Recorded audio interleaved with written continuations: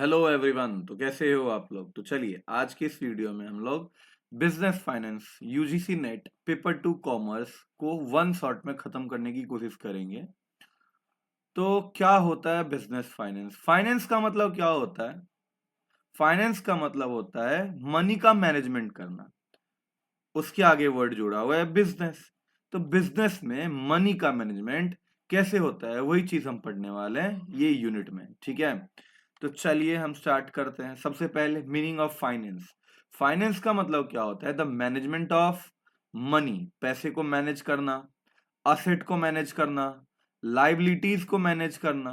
ठीक है, और ये सारे चीजों को मैनेज करते करते रिसोर्स से हम क्या करेंगे, कुछ असेट अक्वायर करना कैसे है, पैसे को अलोकेट कैसे करना है, और अपने पैसे को यूज कैसे करना है ताकि हम जो बिजनेस का ऑब्जेक्टिव है वो पूरा कर सके।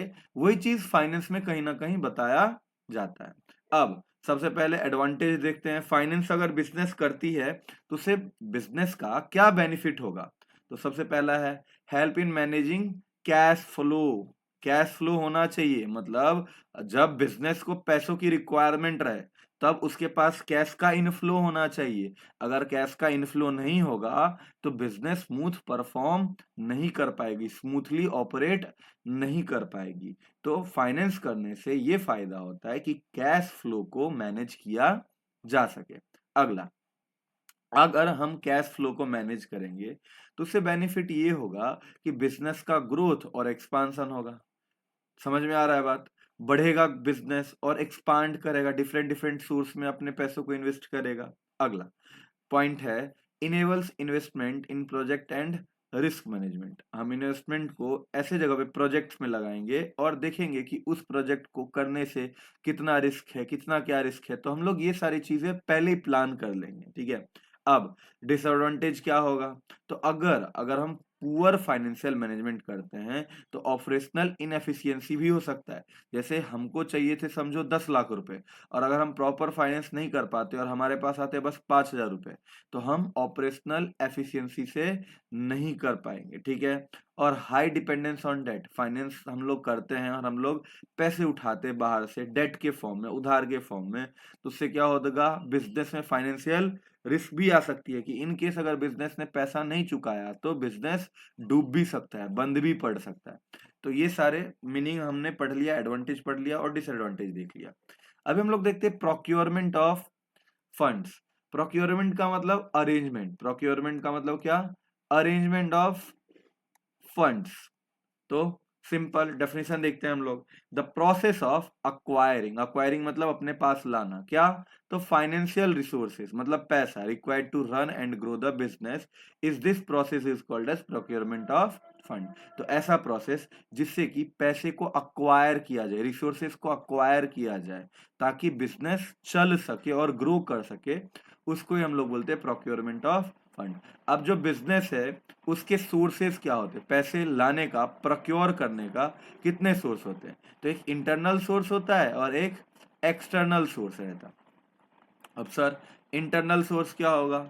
इंटरनल सोर्स का मतलब कि हमारे जो लोग रहेंगे, डायरेक्टर रहेंगे, उनसे पैसा उठा लेंगे हम लोग इंटरनल सोर्स में। ठीक है, और क्या कर सकते हैं, हमारे पास रिजर्व्स बचे हुए, रिटेन अर्निंग जिसको हम लोग बोलते हैं, उसको यूज कर सकते हैं। हमारे असेट हैं उसको हम लोग सेल कर सकते हैं, सोल्ड असेट। ये सारी चीजों करके हम क्या कर सकते हैं, अपना इंटरनल सोर्सेज को क्या कर सकते हैं, ये हमारा इंटरनल सोर्सेज है इन शॉर्ट अगर बताओ तो।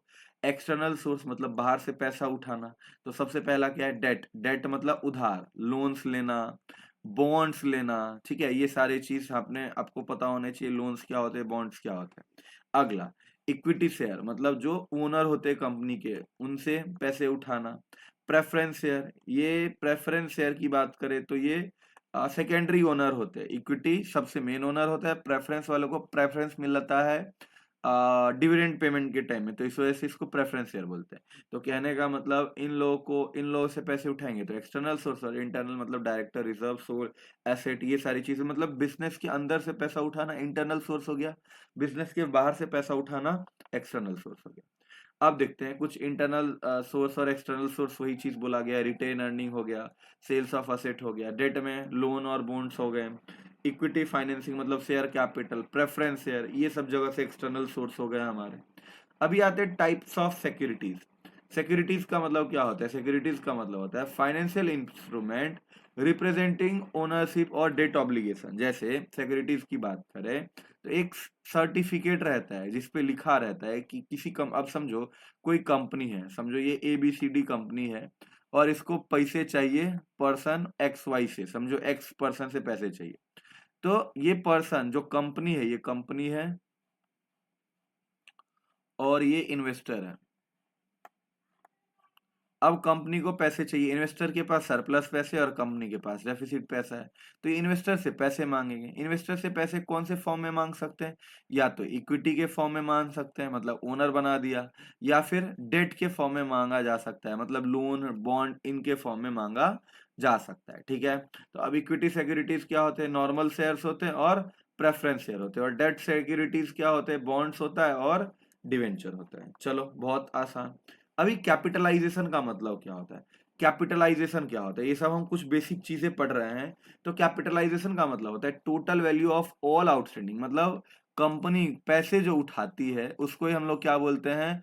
कैपिटलाइजेशन बोलते हैं। कंपनी पैसे उठाती है, all outstanding securities issued by company, debt और इक्विटी के थ्रू कंपनी पैसे उठाती है, उसको ही कैपिटलाइजेशन बोलते हैं। अब कैपिटलाइजेशन के जो है ना दो पार्ट होते हैं, देखो यहाँ पे मैं डिवाइड कर रहा हूँ।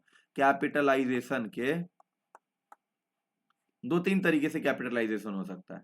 एक होगा अंडर कैपिटलाइजेशन, एक होगा ओवर कैपिटलाइजेशन। अंडर कैपिटलाइजेशन मतलब हमने लोगों से मांगा था, हमने इशू किया था, समझो शेयर्स बॉन्ड डिवेंचर ये सारे चीज इशू किए हुए थे और हमको चाहिए था समझो 1 लाख रुपए। ठीक है, और लोगों ने जो हमारे सिक्योरिटीज हैं उसको सब्सक्राइब किया समझो ओनली 70,000। तो क्या हुआ? हमने इशू किया था और सब्सक्राइब किया, इन दोनों के बीच में क्या हो रहा है? डिफरेंस हो रहा है। और इशू ज्यादा किया था और सब्सक्राइब लोगों ने कम किया है, मतलब क्या हो रहा है कि हम जितना मांग रहे थे उतना हमारे पास आया नहीं, मतलब डेफिसिट हो गया। तो ये समय में क्या होता है? Insufficient capital. अब इस समय में क्या होगा? समझो हमारा कोई प्रोजेक्ट है 1 लाख रुपए का, उसके लिए हम ये पैसा मांग रहे थे, लेकिन लोगों ने बस 70,000 रुपये दिए, मतलब 1 लाख का प्रोजेक्ट 70,000 में तो काम हो नहीं सकता है। तो हम 70,000 क्या करेंगे? अगर समझदार इंसान रहेंगे तो वो 70,000 को वापस कर देंगे। अगला है ओवर कैपिटलाइजेशन। ओवर कैपिटलाइजेशन का मतलब क्या है कि हमने इशू किया समझो 1 लाख रुपए कार्ड शेयर्स डिवेंचर ये सब, और लोगों ने उसको सब्सक्राइब कर लिया 1,20,000 रुपये। तो ये सिचुएशन में हमारे पास ज्यादा पैसा आ गया। ज्यादा पैसा आना भी अच्छी चीज नहीं है और कम पैसा आना भी अच्छी चीज नहीं है। कम पैसा होगा तो हम उस जगह पे पैसे नहीं लगा सकते, और ज्यादा पैसा आएगा तो हम वेस्ट कर सकते हैं, वो पैसा को एक्स्ट्रा यूज कर सकते हैं, उसको गलत तरीके से हमारा खर्चा हो जाएगा। हम घर में ही होता है ना कि अगर ज्यादा पैसा हो गया, ज्यादा पैसा आ गया तो वो कैसे ना कैसे करके खराब खत्म हो जाता है, वो जो सही चीज जगह पे नहीं लगता है, बर्बाद जगहों पे लग जाता है। तो ओवर कैपिटलाइजेशन भी खराब है, इससे अंडर परफॉर्मेंस होगा और लो रिटर्न टू स्केल होगा, लो रिटर्न ऑन इन्वेस्टमेंट होगा। समझ में आ रहा है बात? तो ये ओवर कैपिटलाइजेशन और अंडर कैपिटलाइजेशन दोनों ही इकोनॉमी के लिए, मतलब कंपनी के लिए क्या है? एक खराब कंडीशन। अब हम लोग देखते हैं, जिस ये चैप्टर का हम बोले तो हर्ट और सोल है, इसके ऊपर ही पूरा ये चैप्टर इर्द गिर्द घूमता रहेगा। ठीक है, हर्ट और सोल है ये चैप्टर का। टाइप ऑफ फाइनेंशियल डिसीजन, यही पूरा हम इन डिटेल में आगे पढ़ेंगे। तो एक फाइनेंस मैनेजर जो होता है उसके लिए फाइनेंशियल डिसीजन, फाइनेंस मैनेजर क्या लेगा? फाइनेंशियल डिसीजन लेगा। तो फाइनेंशियल डिसीजन जो लेगा वो कैसे क्या क्या करता है? फाइनेंशियल डिसीजन में क्या क्या होता है? तो सबसे पहले फाइनेंसिंग डिसीजन। फाइनेंसिंग डिसीजन मतलब क्या? कि कहाँ से कितना पैसा लगेगा आएगा। ठीक है, इन्वेस्टिंग डिसीजन, पैसा आने के बाद उस पैसे को इन्वेस्ट कहाँ करा जाएगा, यूज कहाँ किया जाएगा, कौन से प्रोजेक्ट में लगाया जाएगा ताकि हमको रिटर्न अच्छा मिला। समझो कि हम 1 लाख रुपए लेके आए और उसके ऊपर इंटरेस्ट हमको पे करना पड़ रहा है ओवरऑल 10%, और हम जब पैसे लगा रहे हैं, इन्वेस्ट कर रहे हैं, तो हम पैसे जब इन्वेस्ट कर रहे हैं तो रिटर्न मिल रहा है 8%। मतलब क्या हो गया? यहाँ पे भी डेफिसिट हो गया 2% का, मतलब 2% अपने जेब से जाएगा। तो हम इन्वेस्ट ऐसे जगह पे करते हैं जहाँ पे रिटर्न हमको 10 से ज्यादा परसेंट का मिले, मतलब 15% का मिले, मतलब 10% तो हमारा लाइबिलिटी है वो हम पे करेंगे, और एक्स्ट्रा जो 5% है वो हमारे पास आ जाएगा। तो ये इन्वेस्टिंग डिसीजन हो गया। और अगला है डिविडेंड डिसीजन। डिविडेंड डिसीजन मतलब अब हमने इन्वेस्ट कर दिया, उसके बाद हमें क्या करना पड़ेगा, लोगों को पैसे पेमेंट करने रहेंगे, जो 10% डिविडेंड का मतलब जो शेयर होल्डर को पैसे मिलते हैं। तो डिविडेंड डिसीजन लेने में भी फाइनेंशियल मैनेजर जो हो रहेगा उस वो क्या करेगा, डिसाइड करेगा। तो ये 3 डिसीजन कंपनी को लेना रहता है। तो सबसे पहले अगर फाइनेंसिंग डिसीजन की बात करें तो कहाँ से कितना पैसा लाना है, is called as financing decision. How to fund the business, मतलब डेट और इक्विटी के थ्रू कितना पैसा क्या लाना है, is called as financing decision. इसमें एक कॉस्ट ऑफ कैपिटल है और एक कैपिटल स्ट्रक्चर है। ये सब चीज हम लोग पढ़ने वाले हैं आगे। उसके बाद इन्वेस्टिंग डिसीजन में कैपिटल बजटिंग है, लॉन्ग टर्म का खर्चा और वर्किंग कैपिटल मैनेजमेंट, ये पढ़ेंगे। और डिविडेंड डिसीजन में डिविडेंड्स कैसे कितना दिया जाए, रिटेन अर्निंग कितना रखा जाए, ठीक है। ये सारे चीजों का कैलकुलेशन इसमें इस चैप्टर में हम लोग पढ़ने वाले हैं, ठीक है। चलो, तो अगर हम लोग फाइनेंसिंग डिसीजन की बात करें और उसमें अगर कैपिटल स्ट्रक्चर की बात करें तो कैपिटल स्ट्रक्चर का मतलब क्या होता है, कहाँ से कितना पैसा लाया जाए लॉन्ग टर्म के लिए, डेट से लाया जाए कि इक्विटी से लिया जाए। डेट का मतलब क्या होता है, डेट का मतलब होता है उधार, और इक्विटी का मतलब होता है कंपनी का ओनरशिप तुमने दे दिया, ठीक है। तो अब इसके लिए ना दो थ्योरीज हैं कि कहाँ से पैसा लाना चाहिए, ठीक है। तो एक है रेलिवेंट थ्योरी और एक है इरेलीवेंट थ्योरी। अगर रेलिवेंट थ्योरी की बात करें तो इसको प्रमोट किसने किया था, इसको डेवलप किसने किया था, इसमें ज्यादा कंट्रीब्यूशन किसका था, तो एक डेविड डुरान का और एक वॉरेन बफेट का। अगर इरेलीवेंट थ्योरी की बात करें तो इसमें कंट्रीब्यूशन किसका था, मोदी गिलानी, जिसको एमएम प्रिपोजिशन के नाम से जानते हैं, और Merton Miller, Modigliani Miller, Miller Modigliani के नाम से जाना जाता है। और मायरॉन स्कूल्स, इन्होंने क्या किया था, सपोर्ट किया था एमएम थ्योरी को, ठीक है। मोदी गिलानी और Miller, Miller Modigliani theory को एमएम थ्योरी के नाम से भी जाना जाता है। अच्छा, अब डेविड डुरांत का क्या आइडिया था कि कैपिटल स्ट्रक्चर की वजह से फर्म के, मतलब हम कहाँ से पैसा लाते हैं, कैपिटल स्ट्रक्चर मतलब हम कहाँ से पैसा लाते हैं, उसके वजह से कंपनी के ऊपर अफेक्ट आएगा, कंपनी के मार्केट प्राइस ऑफ शेयर के ऊपर अफेक्ट आएगा, ठीक है। तो अफेक्ट आएगा, ये रेलिवेंट थ्योरी बोलता है। और रिलेवेंट थ्योरी बोलेगा कि कैपिटल स्ट्रक्चर कहाँ से कितना पैसा ला रहे हैं उससे कोई फर्क पड़ता नहीं है कंपनी के रेपुटेशन के ऊपर, कंपनी के अगर हम बात करें मार्केट शेयर के ऊपर, जो हम लोग इक्विटी शेयर रहता है ना मार्केट में मिलता है, उस मार्केट शेयर में कोई फर्क नहीं पड़ेगा। तो देखो एक एक करके पढ़ते हैं। डेविड डुरान ने क्या बोला था कि capital structure affect firms value, company के वैल्यू के ऊपर कैपिटल स्ट्रक्चर मतलब कहाँ से पैसा ला रहे हैं वो इफेक्ट करता है। और बोला गया है there is an optional mix of debt and equity, उन्होंने बोला है कि हमारे पास दोनों का मिक्सअप रखना पड़ेगा, डेट और इक्विटी दोनों का मिक्सअप रखना पड़ेगा, लेकिन डेट ज्यादा नहीं लेना चाहिए। डेट ज्यादा लेंगे तो मार्केट में फर्म का वैल्यू गिरता है, ठीक है। अब वॉरेन बफेट ने क्या बोला था कि capital structure should be manage carefully to optimise risk और रिटर्न, ये सारी चीजों को मतलब एक तरीके से बोला गया था। अगर हम रेलिवेंट थ्योरी की बात करें ना तो रेलिवेंट थ्योरी क्या बोलता है कि कैपिटल स्ट्रक्चर, ध्यान से सुनना, कैपिटल स्ट्रक्चर क्या करता है, अफेक्ट्स कंपनीज वैल्यू, ठीक है। कैपिटल स्ट्रक्चर मतलब हम कहां से पैसा ला रहे हैं वो इफेक्ट करता है कंपनी के वैल्यू के ऊपर, फर्म के वैल्यू के ऊपर। और कंपनी का वैल्यू कैसे देखा जाता है कि इसके जो शेयर्स हैं उसका मार्केट प्राइस कितना है। अगर उसके शेयर्स का मार्केट प्राइस ज्यादा रहेगा तो उस कंपनी का वैल्यू ज्यादा है, और अगर उस कंपनी का मार्केट प्राइस का वैल्यू कम है तो उस शेयर का मतलब उस कंपनी का वैल्यू क्या होगा, कम होगा। और इररिलेवेंट थ्योरी बोलता है कि कैपिटल एक्सपेंडिचर, या माफ करना, capital structure does not effect companies value, मतलब कंपनी कैसा कहां से पैसा ला रही है वो मैटर नहीं करता है, बस प्रॉफिट कमाना चाहिए। तो वो समय में जो है कैपिटल स्ट्रक्चर अफेक्ट नहीं करता है कंपनी के वैल्यू पे। तो अब देखते हैं मोदी गिलानी एमएम थ्योरी क्या बोलता है। एमएम थ्योरी बोलता है capital structure does not affect firm value in perfect market, the firms value is determined by it's assets and risk, उसके पास कितने असेट हैं, उसने कितना प्रॉफिट कमाया, इस बात के ऊपर मार्केट वैल्यू किसी भी कंपनी का या फिर अगर बोले तो फर्म का वैल्यू देखा जाता है, ठीक है। सिंपल आपको बस ये याद रखना है कौन अफेक्ट करता है कौन अफेक्ट नहीं करता है, कहाँ पे कैपिटल स्ट्रक्चर अफेक्ट करता है कंपनी के वैल्यू पे और कहाँ पे नहीं है इफेक्ट करता है। रेलिवेंट थ्योरी में कैपिटल स्ट्रक्चर अफेक्ट करता है कंपनी के वैल्यू में, और irrelevant theory capital structure affect company के वैल्यू के ऊपर नहीं करता है। और यही जो मायरोन एस कूल्स का जो थ्योरी था, ये रिफाइन मतलब updated version of MM theory था, जिन्होंने सपोर्ट किया था कि capital structure is irrelevant to firm value in efficient market. समझ में आ गया बात? चलो अभी आगे चलते हैं हम लोग। फाइनेंसिंग डिसीजन में हमने, याद करो, फाइनेंसिंग डिसीजन में हमने यहाँ पे देखा था, ध्यान से देखो, फाइनेंसिंग डिसीजन में हमने यहाँ पे देखा था कि एक होता है हमारा कैपिटल स्ट्रक्चर, जो हमने अभी यहाँ पे पढ़ लिया, कैपिटल स्ट्रक्चर डिसीजन। अभी हम लोग देखने वाले कॉस्ट ऑफ कैपिटल। ठीक है, ध्यान से देखना कॉस्ट ऑफ कैपिटल में क्या होता है। ठीक है, कहाँ थे हम लोग? कॉस्ट ऑफ कैपिटल यहाँ। ठीक है, कॉस्ट ऑफ कैपिटल। तो सर अभी कॉस्ट ऑफ कैपिटल क्या होता है? कॉस्ट ऑफ कैपिटल का मतलब होता है कि जो पैसा तुमने लाया, इक्विटी के थ्रू लाया या फिर डेट के थ्रू लाया। अब इक्विटी वाले को क्या मिलता है रिटर्न में? डिविडेंड मिलता है। और डेट वाले को क्या मिलता है? इंटरेस्ट मिलता है। तो ये इंटरेस्ट का और डिविडेंड का जो पेमेंट करती है कंपनी, कहीं ना कहीं ये जो कैपिटल लाया इसका खर्चा है। मतलब ये जो पैसा हमने उधारी पे लाया, किसी भी तरीके से लाया और उसके बदले में हमें पेमेंट करना पड़ रहा है in the form of dividend and interest, तो इसको हम लोग क्या बोलते हैं? Cost of capital. समझ में आ रहा है? तो अब ध्यान से देखते हैं कॉस्ट ऑफ कैपिटल में क्या बोला गया है।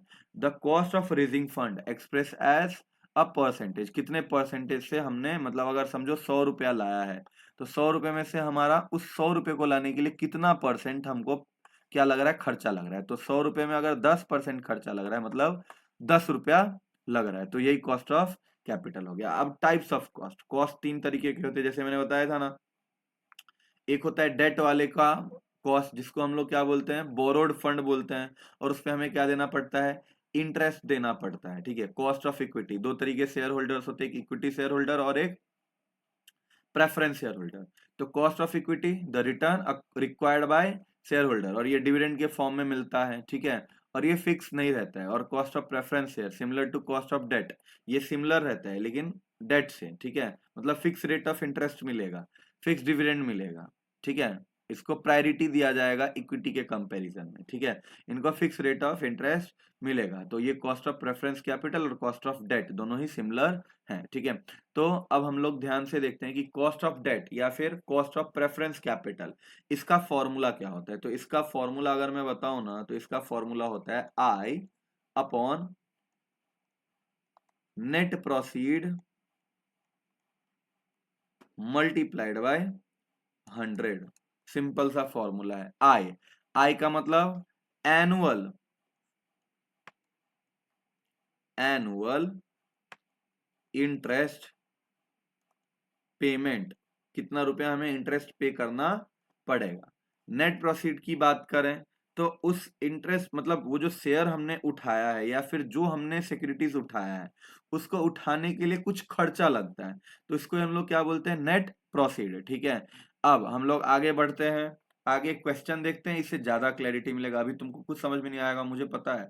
आगे हम लोग देखते हैं नेट प्रोसीड मतलब क्या होता है क्या नहीं होता है, सब कुछ हम लोग आगे एक सम के साथ देखने की कोशिश करते हैं। जैसे एक क्वेश्चन लिया है मैंने, डेट 100 रुपए का इशू किया गया। डेट कितने रुपए का इशू है? 100 रुपए का है, और उसके ऊपर इंटरेस्ट रेट कितना है? 10% है।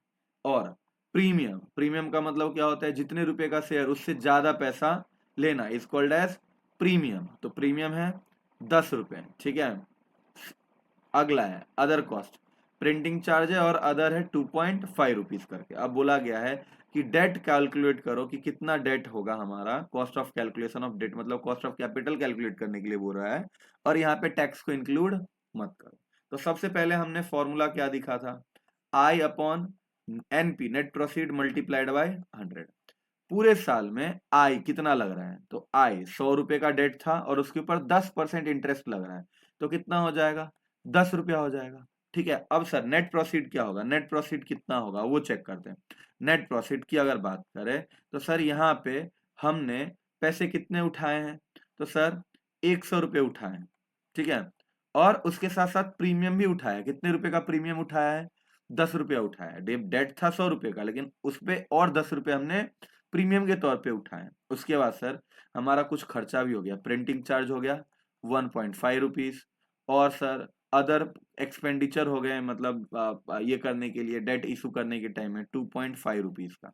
अब इस सब को प्लस माइनस कर दीजिएगा तो आपका वैल्यू क्या आएगा, नेट प्रॉफिट कितना होगा 110, और 2.5 3 और 4 तो कितना हो जाएगा 106, तो डिवाइडेड बाय 106 मल्टीप्लाइड बाय 100। अब अगर इसको आप डिवाइड करिएगा तो आपका आंसर कितना आएगा जरा देखो, ये आएगा 53, ये आएगा 50, मतलब 500 डिवाइडेड बाई 53 करोगे तो 9 पॉइंट कितना आएगा 43% तुम्हारा आ जाने वाला है। तो यही तुम्हारा हो गया, लेकिन यहाँ पे टैक्स इंक्लूड किया नहीं किया। अगर टैक्स इंक्लूड किया जाएगा तो क्या होगा वो हम लोग देखते हैं। ठीक है, देखो यहाँ पे ध्यान से देखो, तो मैं रब कर दे रहा हूँ और समझो इस पे टैक्स इंक्लूड कर दिया गया। अगर टैक्स इंक्लूड कर दिया जाएगा ना तो फॉर्मूला सेम रहेगा। ठीक है, जो हमने निकाला ये क्या है, कॉस्ट बिफोर टैक्स है। फॉर्मूला ये तो पहला स्टेप होगा ही होगा। ठीक है, समझो कि टैक्स का रेट दे दिया हुआ है, टैक्स का रेट दिया हुआ है 50%।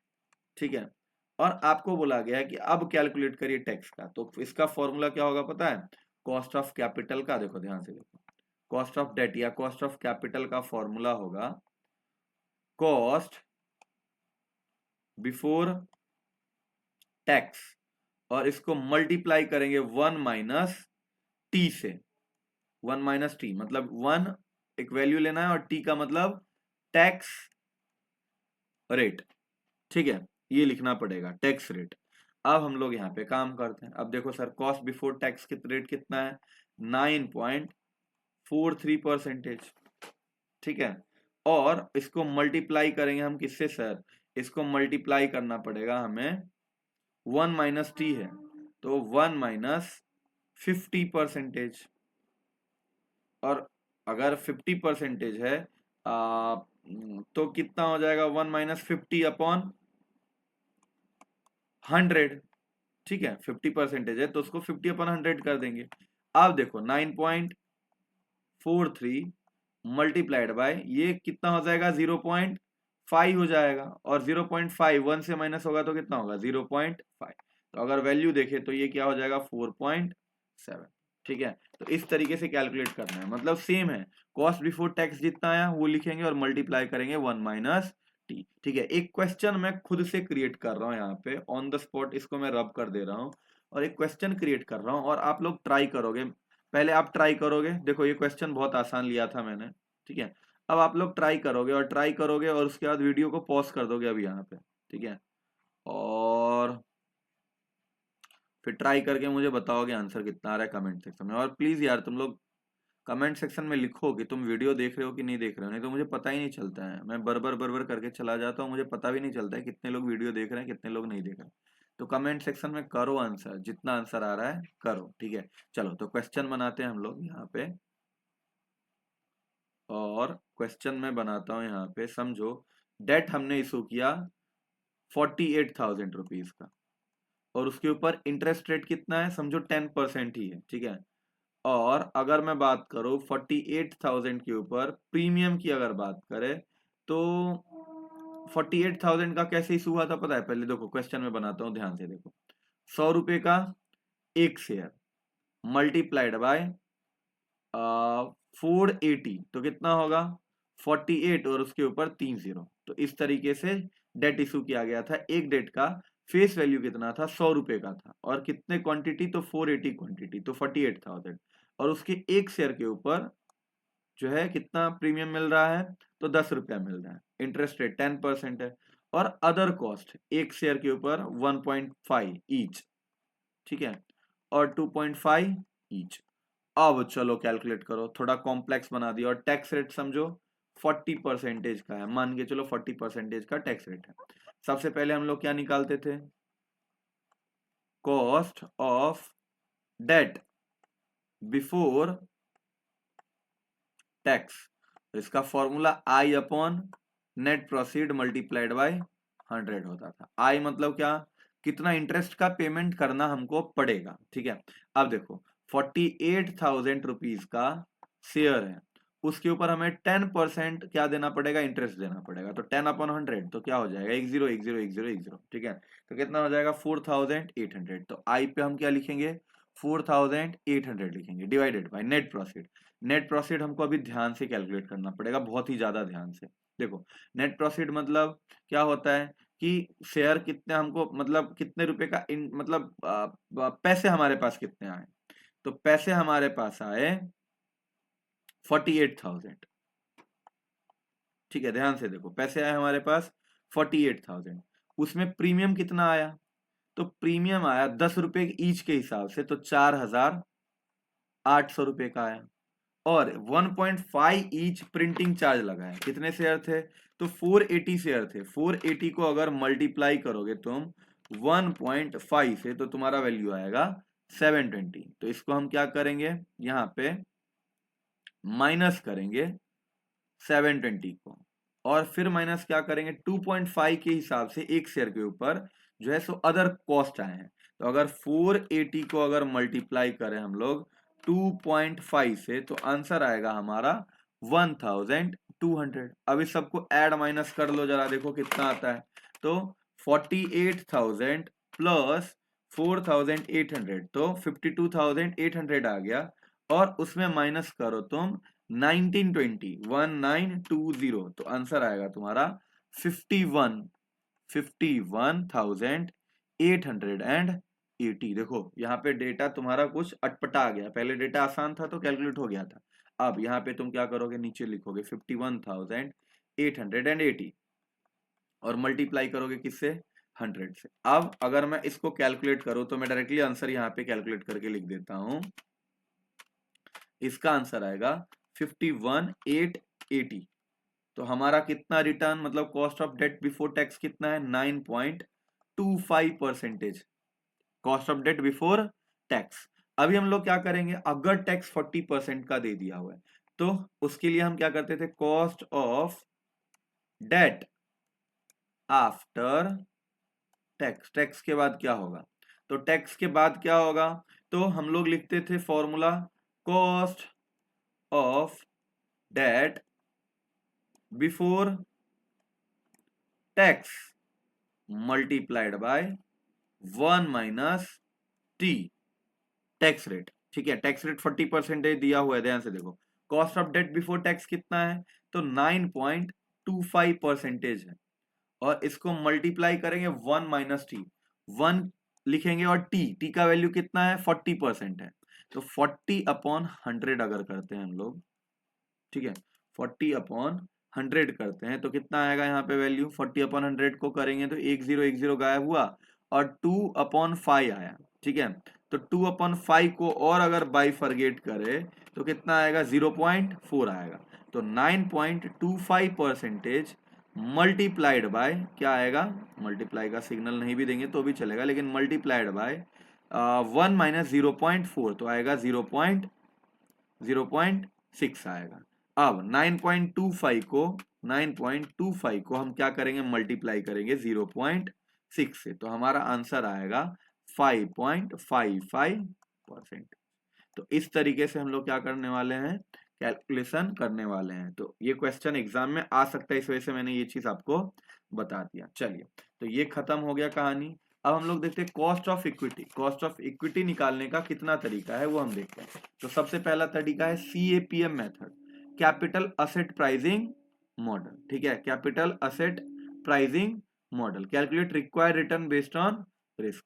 मतलब यहाँ पे क्या बोल रहा है, इक्विटी, कॉस्ट ऑफ इक्विटी, मतलब इक्विटी को हम लोग क्या देते हैं, डिविडेंड देते हैं। इक्विटी वालों को हम लोग क्या देते हैं, डिविडेंड देते हैं। और प्रेफरेंस वालों को क्या देते हैं हम लोग, इंटरेस्ट देते हैं। तो हम CAPM मेथड मतलब कैपिटल असेट प्राइसिंग मॉडल, इसमें हम लोग क्या देखते हैं कि रिस्क कितना है। जैसे नॉर्मली अगर मार्केट में 10% का रिटर्न मिल रहा है बैंक के थ्रू, हमारे पास अगर कोई इन्वेस्टर इन्वेस्ट करने जाएगा तो देखेगा ना कि बैंक जहां पे रिस्क नहीं है वहां पे 10% का रिटर्न मिल रहा है।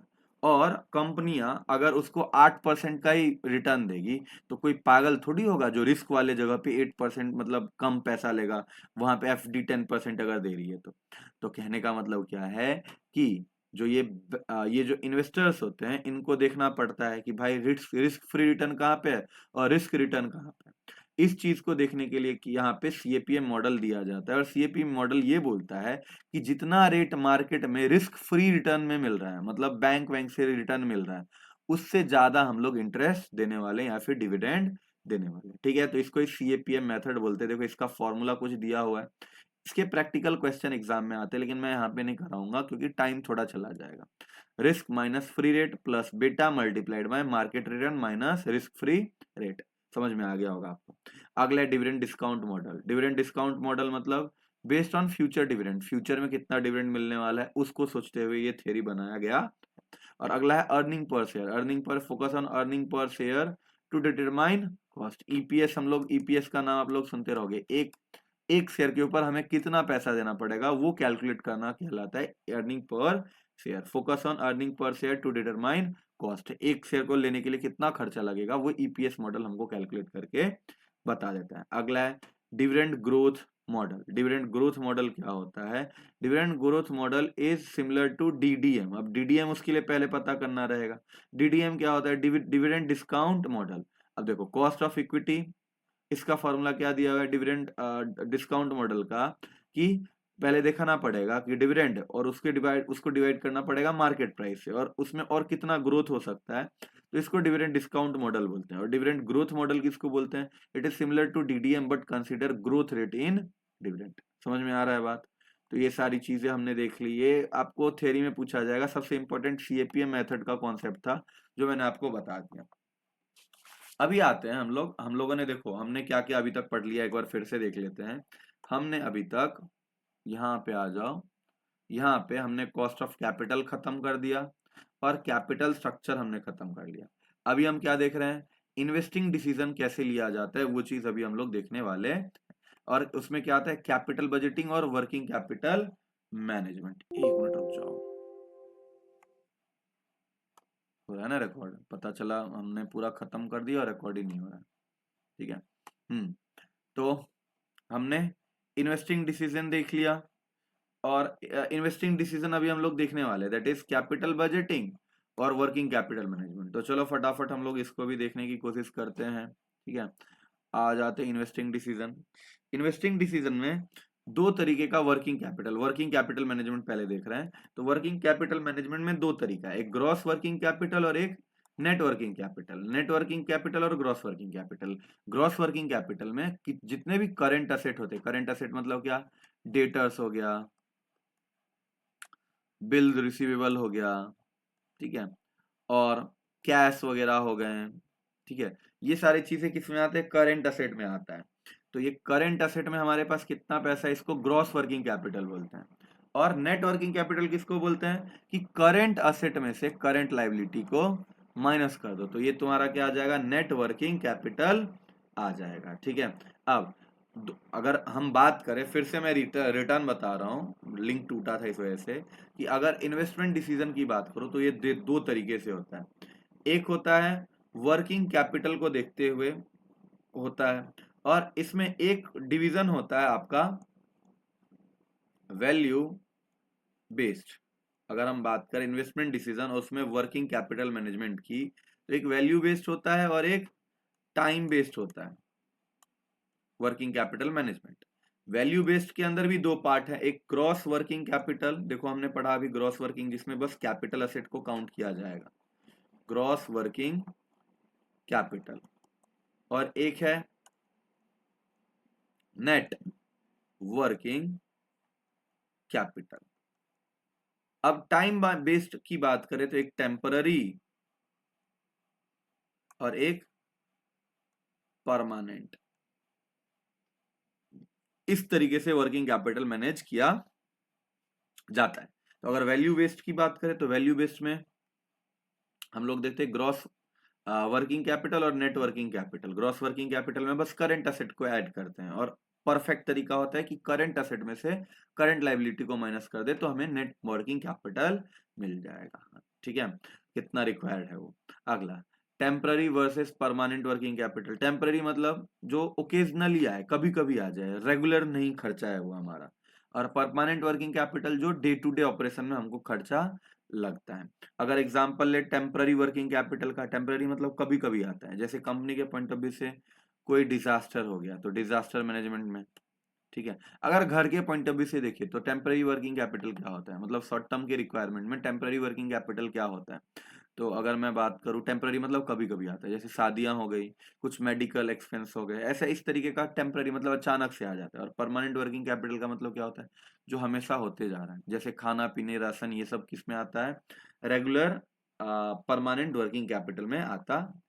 अब चलो अभी हम लोग देखते हैं कैपिटल बजटिंग। कैपिटल बजटिंग का मतलब क्या होता है, जो लॉन्ग टर्म के खर्चे होते हैं उसको मैनेज करना, कि कहाँ पे इन्वेस्ट करेंगे, कितना रिटर्न आएगा, ये सारी चीजों के ऊपर जो डिस्कस करेगा उसको हम लोग क्या बोलते हैं, कैपिटल बजटिंग। अब कैपिटल बजटिंग करने का स्टेप क्या है, ये एग्जाम में बहुत बारी पूछा गया स्टेप। तो सबसे पहला क्या है, project identification and generation. Project को आइडेंटिफाई करो और जनरेट करो कि क्या प्रोजेक्ट में पोटेंशियल वगैरह क्या है क्या नहीं है। उसके बाद स्क्रीनिंग करो, स्क्रीनिंग करोगे और इवेल्युएट करो कि उस वो कितने दिन में रिजल्ट हमको देके जाएगा। उसके बाद आपके पास बहुत सारे ऑप्शन रहेंगे, 1 2 3 4, इसमें से कोई एक ऑप्शन क्या करोगे तुम, चूज करोगे तो प्रोजेक्ट सिलेक्शन। उसके बाद उसके ऊपर तुमको क्या करना पड़ेगा, जो तुमने सोचा है वो इम्प्लीमेंट करना पड़ेगा। और फिर एंड में तुम क्या करोगे, चेक करोगे कि परफॉर्मेंस कैसा रहा है जो हमने प्रोजेक्ट सिलेक्ट किया था। तो ये स्टेप होते हैं कैपिटल बजटिंग करने का। अब कैपिटल बजटिंग के टेक्निक्स क्या होते हैं, तो अगर मैं कैपिटल बजटिंग के टेक्निक्स की बात करूं तो दो तरीके से होता है। एक होता है हम बात करें कैपिटल बजटिंग का तो क्या होता है, पे बैक पीरियड होता है, ठीक है। उसके बाद अकाउंटिंग ARR, ठीक है।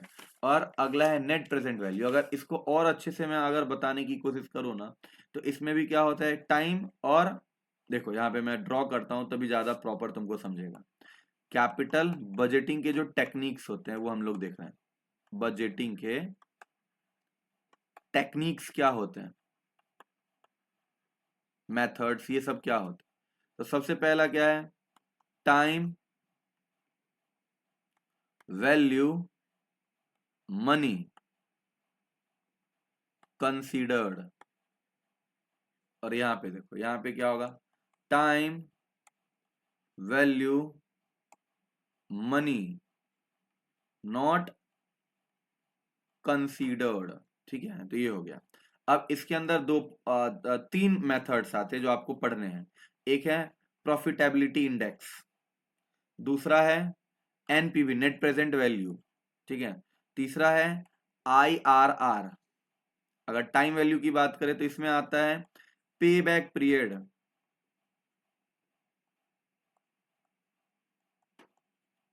और ARR accounting rate of return. तो ये दो मेथड्स होते हैं, ठीक है। तो यही सारी चीजों को हम ध्यान से पढ़ेंगे। अच्छा अभी सर फीचर्स क्या होता है, अगर हम बात करें कैपिटल बजटिंग का तो क्या फीचर है, तो फ्यूचर बेनिफिट को देखते हुए इन्वेस्टमेंट किया जाएगा, ताकि अब समझो कि हम देख रहे हैं कि कोई एक प्रोजेक्ट है जिसपे रिटर्न हमको 10% मिलेगा, दूसरा प्रोजेक्ट 12%, तीसरा प्रोजेक्ट 9%, चौथा प्रोजेक्ट 11%। तो हम कहाँ पे इन्वेस्ट करेंगे, जहां पे हम एक्सपेक्ट कर रहे हैं कि ज्यादा रिटर्न मिलेगा, तो फ्यूचर बेनिफिट मिलेगा large amount.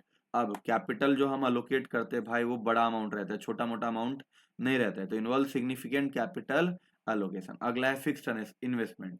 Fund are spent on fix asset like machinery. बड़ी बड़ी मशीनरी को परचेस करने में हमें फंड का एक्सपेंडिचर करना पड़ता है। और फाइनेंशियल कंडीशन, अब इसके थ्रू ये असेट हम लोग अक्वायर करेंगे, और जितना ज़्यादा हमारे पास ऐसे कैपिटल एक्सपेंडिचर में हमने खर्चा किया, बड़े बड़े मशीनें लिया, तो इससे ये पता चलेगा कि हमारा फाइनेंशियल हेल्थ कितना है, ठीक है, हम कितना सस्टेन कर पा रहे हैं इन्वेस्टमेंट। अभी हम लोग एक एक करके देखते हैं। मैंने अभी आपको बताया था कि कैपिटल बजटिंग के टेक्निक्स क्या होते हैं। तो एक टाइम वैल्यू मनी कंसीडर और एक में time value money not consider. इसमें PI NPV RR IRR, यहाँ पे पेबैक पीरियड और यहाँ पे ARR, ये दो मेथड्स हैं इसमें। एक एक करके हम लोग देखते हैं सब कुछ को, ठीक है। तो टेक्निक्स की बात करें time value money not consider में, तो सबसे पहला क्या था, पेबैक पीरियड। इसमें क्या किया जाता है पता है, इसमें आप कैलकुलेट करते हो कि कोई भी आप प्रोजेक्ट में इन्वेस्ट कर रहे हो, समझो प्रोजेक्ट A में आप इन्वेस्ट कर रहे हो, तो ये प्रोजेक्ट A का जो इन्वेस्टमेंट होगा उसमें तुमको खर्चा लग रहा है 50,000 रुपए। तो ये 50,000 रुपए कितने दिनों के बाद कंपनी को वापस मिल जाएगा। और जनरली अगर प्रॉफिट की बात करें, अगर समझो मैंने कोई चीज खर्चा किया 1 लाख रुपया, और 1 लाख रुपए कमाने में मुझे 10 साल लग रहे हैं, तो एक्चुअल में हमारा प्रॉफिट कब होगा? 10 साल के बाद से होगा। समझ में आ रहा है बात?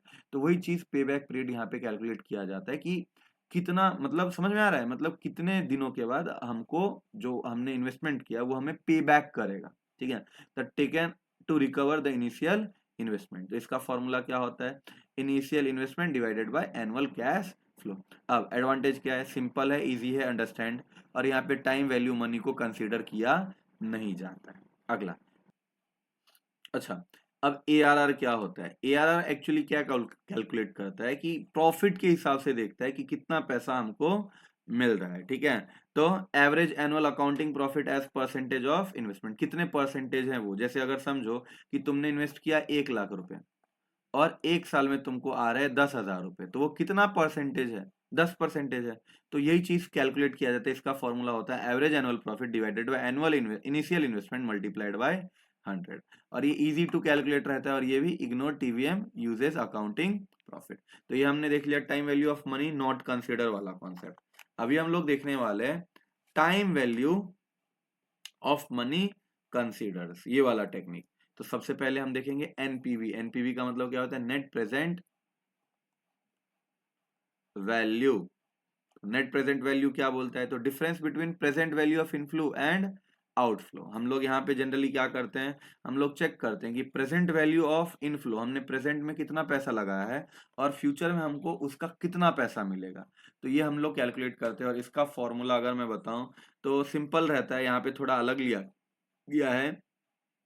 इसका सिंपल फॉर्मूला होता है present value of inflow minus present value of outflow. हमारे पास कितना पैसा आएगा आज के रेट के हिसाब से, इन्फ्लेशन को दो देखते हुए, और आज के हिसाब से हमारे पास से कितना पैसा जाएगा। ठीक है, तो वे कैलकुलेट कर लेते हैं तो हमें पता चल जाता है। ये फॉर्मूला भी है लेकिन आसान वाला फॉर्मूला ही है।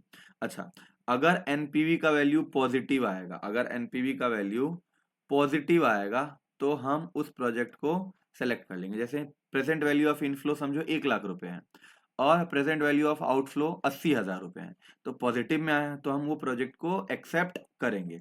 लेकिन अगर प्रेजेंट वैल्यू ऑफ इनफ्लो 1,20,000 हो, मान या 1 लाख हो, और प्रेजेंट वैल्यू ऑफ आउटफ्लो 1,50,000 हो, तो नेगेटिव में 50,000 आएगा। तो अगर नेगेटिव में आंसर आएगा तो वो प्रोजेक्ट को हम लोग सेलेक्ट नहीं करेंगे। और अगर समझो कि ना ही पॉजिटिव आया ना ही नेगेटिव आया, जीरो आया या कांस्टेंट आया, तो हम सेलेक्ट भी कर सकते और सेलेक्ट नहीं भी कर सकते, वो हमारे ऊपर डिपेंड करता। तो ये हमने समझ लिया। ठीक है, अब हम लोग आगे चलते हैं आईआरआर रेट के ऊपर। आईआरआर रेट क्या होता है? Internal rate of return. ये बेसिकली क्या देखता है कि कॉस्ट ऑफ कैपिटल क्या है, कॉस्ट ऑफ कैपिटल को देखते हुए काम करता है। अगर कॉस्ट ऑफ कैपिटल ज्यादा रहेगा, ध्यान से सुनना, अगर कॉस्ट ऑफ कैपिटल ज्यादा रहेगा तो आईआरआर क्या हो जाएगा? कम हो जाएगा। कॉस्ट ऑफ कैपिटल मतलब खर्चा कितना लग रहा है, अगर कॉस्ट ऑफ कैपिटल ज्यादा हो जाएगा तो उसका आईआरआर क्या हो जाएगा? वैल्यू कम हो जाएगा। अगर कॉस्ट ऑफ कैपिटल कम है तो उसका आईआरआर का वैल्यू ज्यादा होगा। अगर कॉस्ट ऑफ कैपिटल ज्यादा है तो इंटरनल रेट ऑफ रिटर्न क्या हो जाएगा? कम। और कॉस्ट ऑफ कैपिटल कम है तो आईआरआर ज्यादा। अगर आईआरआर कम तो उसको हम लोग क्या करेंगे? रिजेक्ट करेंगे। और अगर आईआर का वैल्यू ज्यादा तो उसको हम लोग क्या करेंगे? एक्सेप्ट करेंगे। सोचो ना, सिंपल सी बात है, कोई भी चीज तुम खरीद रहे हो और खरीदने के ऊपर या फिर तुम उधारी पे पैसे ले रहे हो, अगर कॉस्ट ऑफ कैपिटल ज्यादा रहेगा और आईआरआर कम रहेगा, इंटरनल रेट ऑफ रिटर्न कम रहेगा, तो वो समय में हम क्या करेंगे? कॉस्ट ऑफ कैपिटल ज्यादा है तो हम वो प्रोजेक्ट को एक्सेप्ट नहीं करेंगे। समझ में आ रहा है? तो ये चीज हो गया। तो अब यहाँ पे अगर हम बात करें अगला और आखिर पॉइंट, प्रॉफिटेबिलिटी इंडेक्स, ये आपके एग्जाम के पॉइंट ऑफ व्यू से बहुत ज्यादा इंपॉर्टेंट है। इसका काम क्या होता है कि रेशियो निकाला जाता है। यहाँ पे हम क्या कर रहे थे? एनपीवी की बात करें तो present value of inflow minus present value of outflow करते थे। यहाँ पे क्या कर रहे हैं? इसका जस्ट सिमिलर सिमिलर है कि प्रेजेंट वैल्यू, प्रॉफिटेबिलिटी इंडेक्स को क्या बोलते हैं? Present value of inflow divided by present value of outflow. यहाँ पे माइनस कर रहे थे, यहाँ पे डिवाइड कर रहे हैं। ठीक है, और अगर इसका आंसर 1 से ज्यादा आया, ग्रेटर देन 1, तो क्या होगा कि हम उस प्रोजेक्ट को एक्सेप्ट करेंगे। अगर उसका वैल्यू लेस देन 1 आया तो उस प्रोजेक्ट को एक्सेप्ट नहीं करेंगे। ठीक है, तो ये चीज हो गया प्रॉफिटेबिलिटी इंडेक्स में। सेम टू सेम जैसे पॉजिटिव हो रहा है, अगर प्रोजेक्ट पॉजिटिव होगा तो it is more than greater than 1 और वो टाइम में हम एक्सेप्ट करेंगे। एनपीवी और पीआई को मैं रिलेट कर रहा हूँ कि एनपीवी अगर पॉजिटिव होगा तो पीआई का वैल्यू ग्रेटर देन 1 होगा, तब हम एक्सेप्ट करेंगे प्रोजेक्ट। और अगर एनपीवी नेगेटिव होगा तो पीआई का वैल्यू लेस देन 1 होगा, तब हम रिजेक्ट करेंगे प्रोजेक्ट को। तो दोनों सिमिलर सिमिलर है। अब इससे फायदा क्या होता है, अगर पीवी रेशियो निकाला जाएगा तो पीवी रेशियो जितना ज्यादा रहेगा, जितना ज्यादा, फिर से सुन लो, जितना ज्यादा रहेगा पीवी का वैल्यू, पीआई का जो आंसर आएगा, रेशियो आएगा, और जितना ज्यादा रहेगा उस प्रोजेक्ट में उतना पोटेंशियल है, उतना ज्यादा रिटर्न तुमको लाके देगा। तो जितना ज्यादा उतना ज्यादा हम क्या कर सकते हैं, वहां से प्रॉफिट कमा सकते हैं। तो इस हिसाब से हम लोग क्या करते हैं पता है, रैंक करते हैं। कि हम हमारे पास समझो कि 4 प्रोजेक्ट है, ए बी सी और डी, 4 प्रोजेक्ट है। एक का समझो अगर हम खर्चा की बात करें तो हमारे पास खर्चा 15, या फिर समझो कि हमारे पास सारे ही प्रोजेक्ट में एक तरीके से क्या लगने वाला है, खर्चा लगने वाला है, 15 लाख रुपए लगने वाला है। अब 15 लाख रुपए लगने वाले हैं तो मेरे पास ऑप्शन क्या है, ए बी सी डी। अब मैं देखूंगा pi, profitability index. Profitability index के थ्रू मैं देखूंगा कि एक का आंसर आ रहा है 2.5, एक का आंसर आ रहा है 1.5, एक का आंसर आ रहा है 1, एक का आंसर आ रहा है 3.5। तो अब आप मुझे देख के बताओ कि कौन से प्रोजेक्ट में आपको इन्वेस्ट करना चाहिए, कौन से प्रोजेक्ट में आपको पैसा लगाना चाहिए। तो आप देखो ना कि प्रॉफिटेबिलिटी इंडेक्स किसका ज्यादा आ रहा है, डी का आ रहा है। तो मैंने बताया था कि जिस प्रोजेक्ट का आपका प्रॉफिटेबिलिटी इंडेक्स ज्यादा आएगा उस प्रोजेक्ट में आपको क्या करना है, अपने पैसे को इन्वेस्ट करना है। ठीक है, आपको रैशनल तरीके से काम करना है। तो यही चीज आपको बताता है प्रॉफिटेबिलिटी इंडेक्स। ठीक है, डन। अभी हम लोग देखते हैं डिविडेंड डिसीजन। तो डिविडेंड डिसीजन में क्या होता है सर, तो सबसे पहले डिविडेंड देने का तरीका क्या है, तो आप या तो डिविडेंड देते किसको हो, तो डिविडेंड दिया जाता है इक्विटी शेयर होल्डर्स को और प्रेफरेंस शेयर होल्डर को, दोनों को ही दिया जाता है। इक्विटी वाले को जो डिविडेंड मिलता है ये फिक्स नहीं रहता है, और इनको जो डिविडेंड मिलता है वो क्या रहता है, फिक्स रहता है। ठीक है, ये फिक्स नहीं रहता और ये फिक्स रहता है। ठीक है, प्रायोरिटी प्रेफरेंस वाले को मिलता है, बाद में इक्विटी वालों को प्रायोरिटी मिलता है। तो टाइप्स ऑफ डिविडेंड, तो एक होता है कैश डिविडेंड। डिविडेंड जो मिलेगा वो तो कैश में मिलेगा या फिर स्टॉक के फॉर्म में मिलेगा। ठीक है, जैसे कोई कंपनी में कोई काम कर रहा है उस, या फिर कोई कंपनी में कोई मेंबर है और उस मेंबर को पैसे मिलने थे, तो वो क्या किया जाएगा, राइट इशू कर दिया जाएगा या फिर बोनस इशू किया जाएगा। तो ये सब क्या हुआ, एक तरीके से डिविडेंड ही तो है। तो payment to share holder in cash, या फिर एडिशनल शेयर्स दे दिया तुमने, बोनस शेयर दे दिया, तो उसको भी हम लोग क्या बोलते हैं, आपने क्या दिया, डिविडेंड दिया। अब इसके ऊपर भी दो थ्योरी जो हमने पढ़ा था ना स्टार्टिंग में, याद करो, हमने रेलिवेंट थ्योरी पढ़ा था और इररेलेवेंट थ्योरी पढ़ा था, याद करो, मैंने आपको बताया हुआ था कैपिटल स्ट्रक्चर में। वैसे डिविडेंड डिसीजन में भी रेलिवेंट थ्योरी होता है और इररेलेवेंट थ्योरी होता है। रेलिवेंट थ्योरी क्या बोलेगा कि डिविडेंड आप देते हो उससे कंपनी का मार्केट, डिविडेंड कैसे देते हो, उससे जो है मार्केट के जो वैल्यू है शेयर का उसके ऊपर इम्पैक्ट आता है। और इस ये किसने बोला था, गॉर्डन्स मॉडल बोले थे ये। ठीक है, बहुत सारे नाम है, अभी देखते हैं हम लोग।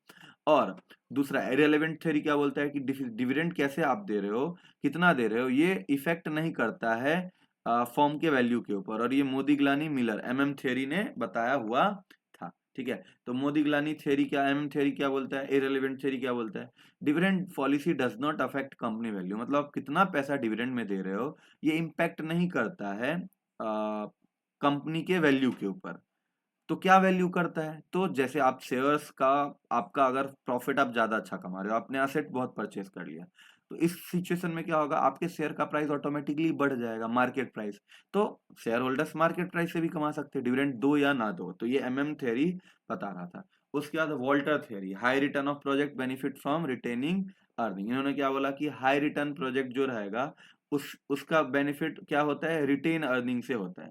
Gordon model, dividend are relevant, higher dividend increase stock price. इन्होंने बताया कि जितना ज्यादा डिविडेंड दोगे इतना स्टॉक प्राइस तुम्हारा बढ़ेगा। और बर्ड इन हैंड थ्योरी क्या बोलता है, investor prefer dividend today rather than future capital gain. Capital gain क्या होता है कि शेयर का मार्केट प्राइस, शेयर का, एक मिनट, शेयर का मार्केट प्राइस बढ़ जाना, इसको ही हम लोग क्या बोलते हैं, कैपिटल गेन बोलते हैं। तो बर्ड इन हैंड थ्योरी ये रेलिवेंट थ्योरी था। और रेलिवेंट थ्योरी ये क्या बोल रहा था कि भाई आज के टाइम में जो डिविडेंड दोगे वो मैटर करता है, कल के टाइम में मार्केट प्राइस कितना भी बढ़ जाए शेयर का, वो मैटर नहीं करता है। समझ में आ रहा है बात? तो ये हमने डिविडेंड थियरी भी देख लिया, और इसी के साथ आपका ये यूनिट भी हो जाता है समाप्त। आई होप आपको वीडियो अच्छा लगा हो। आपसे ये रिक्वेस्ट है कि अगर आपने पूरा वीडियो देखा है तो प्लीज प्लीज आप कमेंट सेक्शन में जाके कमेंट करो।